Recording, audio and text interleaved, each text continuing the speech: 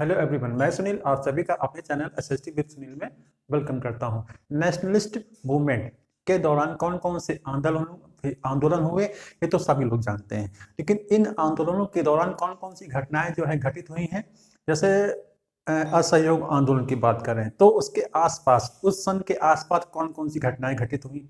सबने अवज्ञा की बात करें तो उस दौरान कौन कौन सी घटनाएं जो है घटित हुई। तो इसीलिए मैंने इस सबने अवज्ञा आंदोलन को इसलिए चुना है कि इस आंदोलन के दौरान जो है बहुत सारी घटनाएं, बहुत सारे अधिवेशन भी हुए। ओके, कुछ पैक्ट भी हुए जैसे गांधी इरविन पैक्ट है, फिर पूना पैक्ट है और गोलमेज सम्मेलन भी हुआ। तो कभी कभी इसमें एक खिचड़ी बन जाती है कि किसके बाद कौन सी घटना हुई, तो हम लोग उसी के बारे में आज जानेंगे। ओके, तो सबने अवज्ञा आंदोलन, इसकी शुरुआत होती है मतलब कि दांडी यात्रा के द्वारा, यानी कि साल्ट मार्च जिसको कहते हैं। और इस दांडी मार्च या दांडी यात्रा की तुलना जो है सुभाष चंद्र बोस ने किससे की थी? नेपोलियन के पेरिस मार्च से। जब वो जो है एल्बो मतलब कि एल्ब से होकर के जो है फ्रांस में वापस आया था, तो उसने उस दौरान जो है पेरिस मार्च किया था।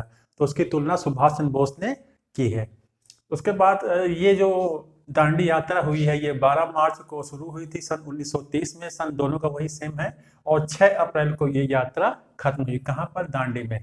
उद्देश्य क्या था कि ब्रिटिश नमक एकाधिकार को खत्म करना, है ना, या उसके खिलाफ। क्योंकि जब हमारे देश के आसपास 3 और जल है, मतलब समुद्र है, और हम ही लोग नमक नहीं बना सकते तो ये कहाँ का न्याय है। और कहाँ से कहाँ तक बात करें, ये जो है यात्रा हुई वो साबरमती आश्रम से हुई थी, जो कि अहमदाबाद में पड़ता है। और जो दांडी है वो गुजरात के नवसारी जिले में पड़ता है। ओके, तो मैप में देख सकते हैं, उसको मैच कर सकते हैं आप लोग। तो दांडी यात्रा जो है पहली घटना हुई सबने अवज्ञा आंदोलन के दौरान। दूसरी घटना कौन सी हुई? वो हुई गांधी इरविन पैक्ट हुई थी, है ना। अब गांधी इरविन पैक्ट में क्या होगा? माह वर्ष क्या है? 5 मार्च सन 1931 में हुआ था ये पैक्ट। और इसको दिल्ली पैक्ट के नाम से भी जानते हैं। गांधी इरविन पैक्ट को दिल्ली पैक्ट के नाम से भी जाना जाता है। इसको जरूर जो है नोट डाउन कर लें।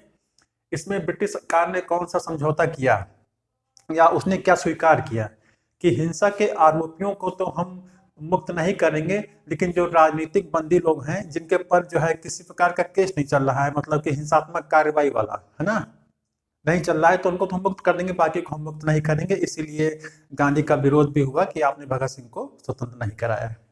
उसके बाद दूसरा क्या था कि भारतीयों को नमक बनाने का अधिकार होगा। ये ब्रिटिश गवर्नमेंट ने एक्सेप्ट किया। किसमें? गांधी इरविन पैक्ट के तहत। कांग्रेस ने क्या स्वीकृत किया कि सबने अवज्ञा आंदोलन को हम स्थगित कर देंगे। ओके, और दूसरा क्या स्वीकार किया कि हम का जो है गोलमेज सम्मेलन चल रहा है उसमें भी हम पार्टिसिपेट करेंगे लंदन में, है ना। और इसी दूसरे गोलमेज सम्मेलन में महात्मा गांधी जाते भी हैं।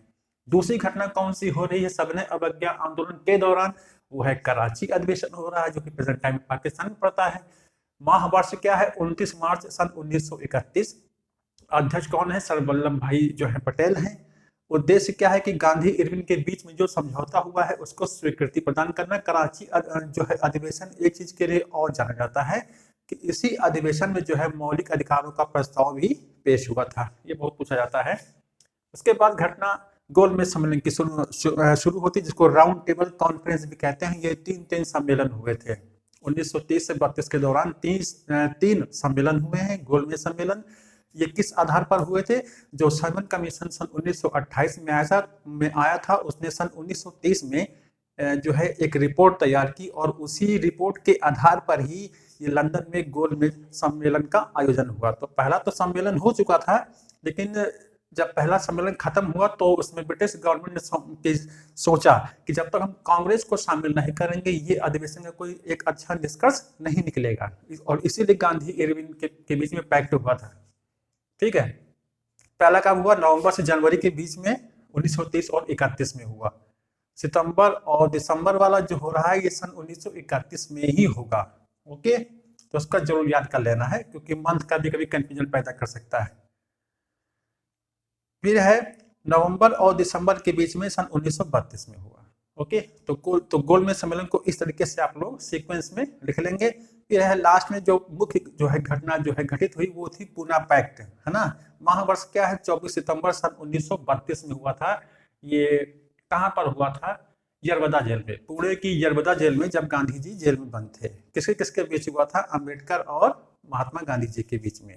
ओके, इसमें क्या समझौता क्या हुआ कि अंबेडकर ने जो दलित वर्ग के लिए पृथक निर्वाचन मंडल की बात कर रहे थे उसको उन्होंने उस डिमांड को त्याग दिया, क्योंकि गांधी का कहना था कि अभी बंटने का समय नहीं है, अभी एक होने का समय है। इसी आधार पर, है ना। अब देखिए आपको क्या कर लेना है कि दांडी मार्च का जो सन है ये जरूर लिख लेना है, क्योंकि यही ही कंफ्यूजन पैदा करता है यहाँ से। तो इसका तो सही है। अब गांधी इरविन पैक्ट क्या है? ये 5 मार्च 1931 में हुआ और कराची अधिवेशन 29 मार्च 1931 में हुआ। तो ये दोनों घटनाएं जो है, गांधी इरविन पैक्ट और कराची अधिवेशन जो है, ये ठीक जो पहला गोलमेज सम्मेलन है उसके बाद की घटना है। आप चाहे तो महीना मिला करके, सन मिला करके देख सकते हैं।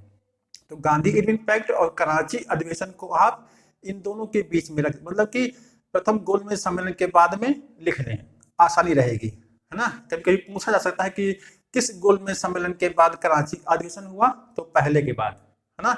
उसके बाद पूना पैक्ट जो होगा वो ठीक दूसरे गोलमेज सम्मेलन के बाद होगा, क्योंकि 24 सितंबर 1932 की इसमें जो हदीती पड़ी है वो ये इसके बाद आएगी। तो पूना पैक्ट पूछा जा सकता है कि किस गोलमेज सम्मेलन के बाद पूना पैक्ट हुआ? तो दूसरे गोलमेज सम्मेलन के बाद पूना पैक्ट हुआ।